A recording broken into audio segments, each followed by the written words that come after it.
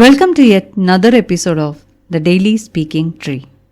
In today's episode from Saint Faustina's diary, Saint Faustina undergoes a spiritual transformation, feeling more closer to God but prepared for future struggles. While God grants her visions and messages, these blessings led to more doubt, emphasizing the need for spiritual guidance. Sadly, her superiors dismiss her experiences, causing confusion and isolation. Despite persecution and self-doubt, Faustina finds renewed faith and seeks a confessor for clarity. In this episode, Saint Faustina's journey teaches us about the profound challenges and rewards of faith. Her story urges us to seek spiritual guidance and embrace perseverance in our own spiritual paths. Spiritual directors like Saint Faustina's confessor play a crucial role in the lives of spiritual people. So let's read diary number 120. I have wandered onto the subject of silence, but this is not what I wanted to speak about, but rather about the soul's life with God and about its response to grace. When a soul has been cleansed and the Lord is on intimate terms with it, it begins to apply all its inner force in striving after God. Yet, the soul cannot do anything of itself. God alone arranges everything. The soul knows this and is mindful of it. It is still in exile and understands well that there may be cloudy and rainy days, but it must now look upon things differently from what it had up to now.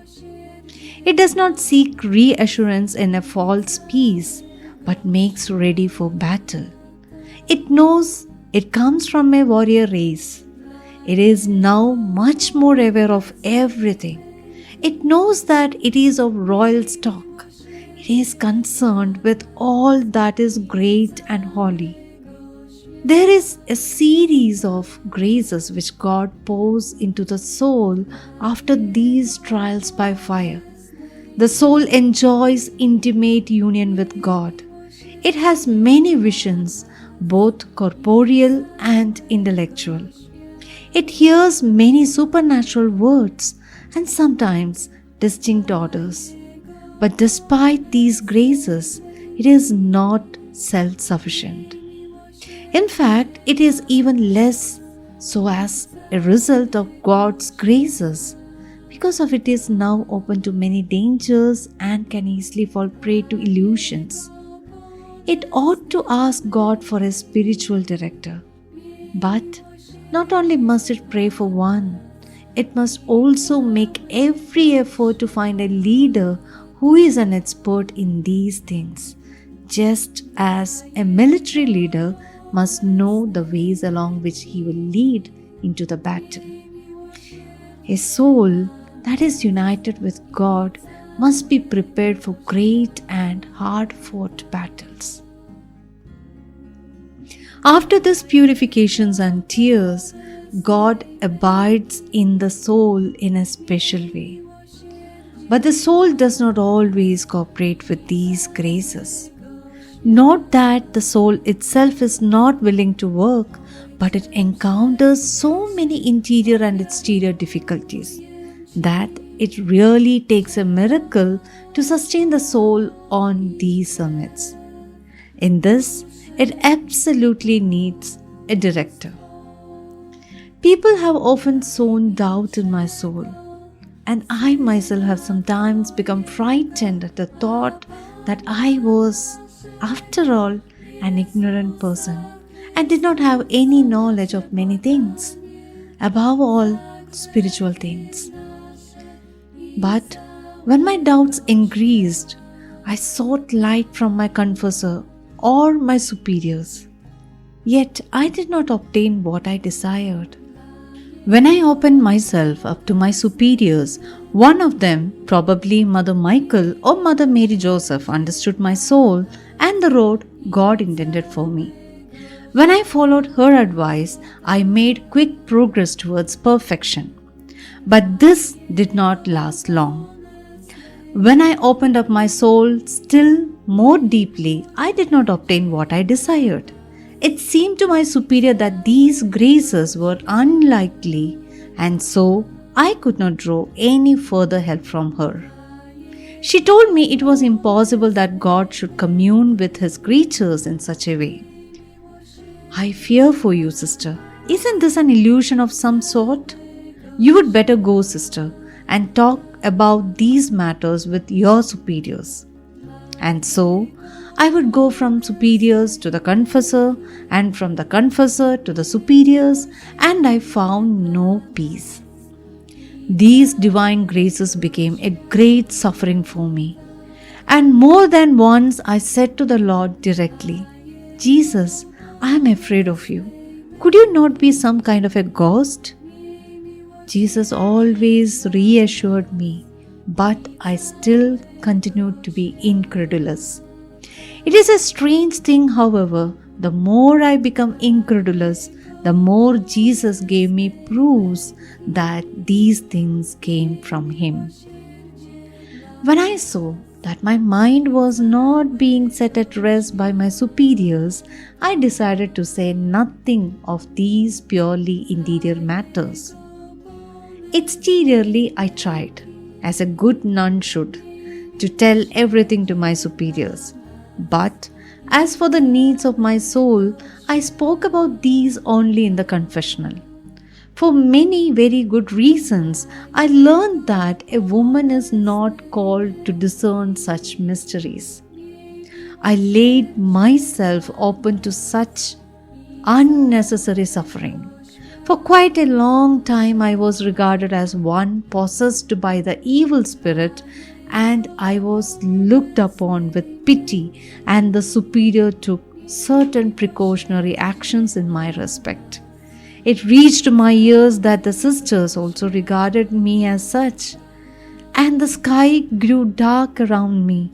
I began to shun these divine graces, but it was beyond my power to do so. Suddenly, I would be enveloped in such recollection against my will. I was immersed in God, and the Lord kept me completely dependent upon Himself. In the initial moments, my soul is always a little frightened, but later it is filled with a strange peace and strength. All these things could still be endured. But when the Lord demanded that I should paint that picture, they began to speak openly about me and to regard me as a hysteric and a fantasist, and the rumors began to grow louder. One of the sisters came to talk to me in private. She began by pitying me and said, I have heard them say that you are a fantasist and that you have been having visions. My poor sister, defend yourself in this matter. She was a sincere soul, and she told me sincerely what she had heard. But I had to listen to such things every day. God only knows how tiring it was. Yet, I resolved to bear everything in silence and to give no explanations when I was questioned. Some were irritated by my silence, especially those who were more curious. Others who reflected more deeply said, Sister Faustina must be very close to God if she has the strength to bear so much suffering. It was as if I were facing two groups of judges. I strove after interior and exterior silence. I said nothing about myself, even though I was questioned directly by some sisters. My lips were sealed. I suffered like a dove without complaint, but some sisters seemed to find pleasure in vexing me whatever way they could. My patience irritated them, but God gave me so much inner strength that I endured it calmly. I learned that I would have help from no one at such moments, and I started to pray and beg the Lord for a confessor. My only desire was that some priest would say this one word to me: "Be at peace, you are on the right road," or "Reject all this, for it does not come from God." But I could not find such a priest who was sufficiently sure of himself to give me a definite opinion in the name of the Lord. And so the uncertainty continued. "Oh Jesus, if it is your will that I live in such uncertainty, may your name be blessed. I beg you, Lord, direct my soul yourself and be with me, for of myself I am nothing." Thus, I have already been judged from all sides. There is no longer anything in me that has escaped the sister's judgment. But it seems now to have worn itself out, and they have begun to leave me in peace. My tormented soul has had some rest, and I have learned that the Lord has been closest to me in times of such persecutions. This lasted for only a short time. A violent storm broke out again, and now the old suspicions became for them as if true facts, and once again I had to listen to the same old songs. The Lord would have it that way. But then, strangely enough, even exteriorly I began to experience various failures. This brought down on me many sufferings of all sorts, known to God alone. But I tried as best as I could to do everything with the purest of intentions. I could now see that everywhere I was being watched like a thief. In the chapel, while I was carrying out my duties in my cell, I was now aware that besides the presence of God, I had always close to me a human presence as well. And I must now say that more than once this human presence bothered me greatly. There were times when I wondered whether I should undress to wash myself or not. Indeed, even that poor bed of mine was checked many times. More than once I was seized with laughter when I learned they would not even leave my bed alone. One of the sisters herself told me that she came to observe me in my cell every evening to see how I behave in it. Still, superiors are always superiors. And although they humiliated me personally and on occasions filled me with all kinds of doubts, they always allowed me to do what the Lord demanded. Though not in the way I asked, but in some other way, they fulfilled the Lord's demands and gave me permission for all the rigors and mortifications. One day, one of the mothers, probably Mother Jane, poured out so much of her anger on me and humiliated me so much that I thought I would not be able to endure it. She said to me, "You queer, hysterical visionary, get out of this room. Go on with you, sister."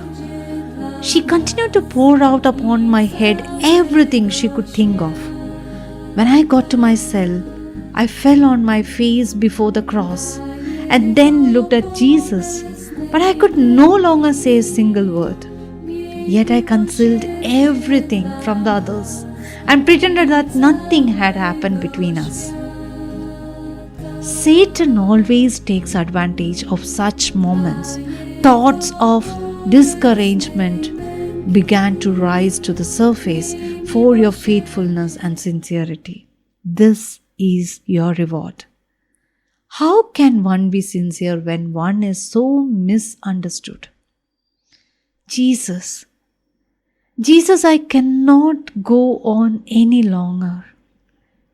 Again, I fell to the ground under this weight and broke out in a sweat, and fear began to overcome me. I had no one to lean on interiorly.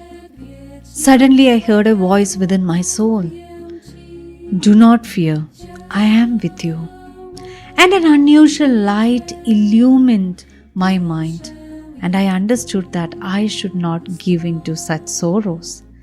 I was filled with a certain strength and left myself with a new courage to suffer. Nevertheless, I began to grow a bit negligent. I did not pay attention to these interior inspirations and tried to distract myself. But despite the noise and the distraction, I could see what was going on in my soul. The word of God is clear, and nothing can stifle it. I began to avoid encounters with the Lord in my soul because I did not want to fall prey to illusions. However, in a sense, the Lord kept pursuing me with His gifts, and truly I experienced alternately torture and joy. I make no mention here of the various visions and graces God granted me during this time, because I have written this down elsewhere.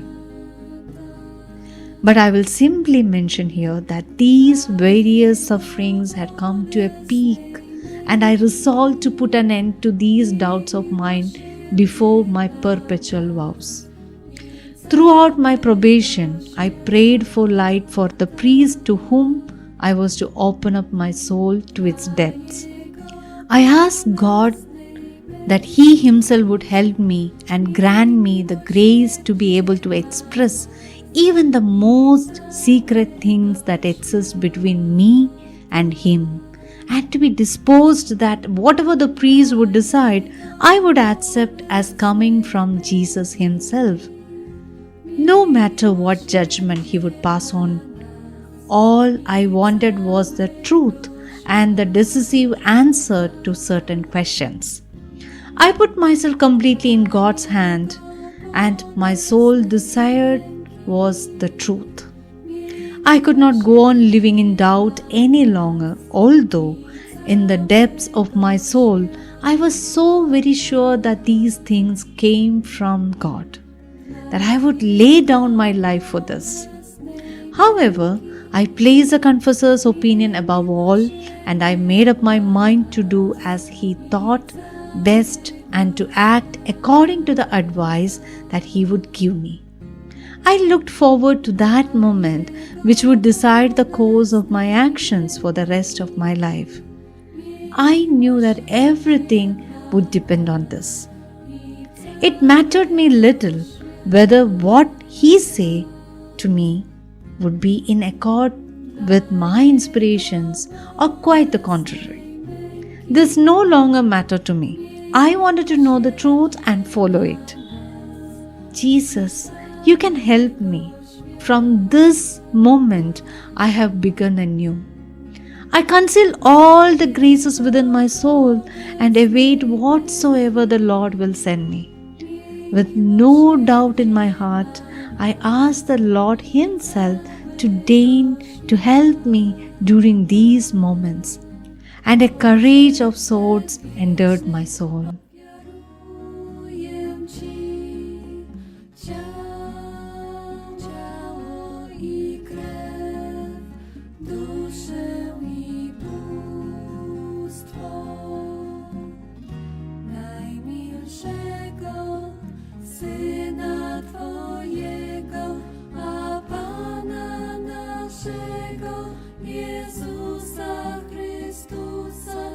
Błaganie za grzechy nasze i całego świata.